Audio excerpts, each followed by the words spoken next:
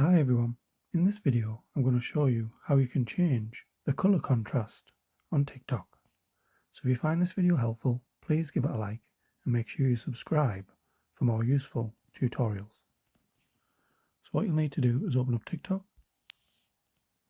click on your profile icon on the bottom right, then click on the three lines on the top right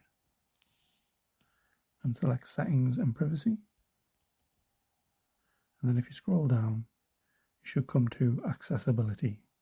So you just want to tap on there. And then you should see higher color contrast.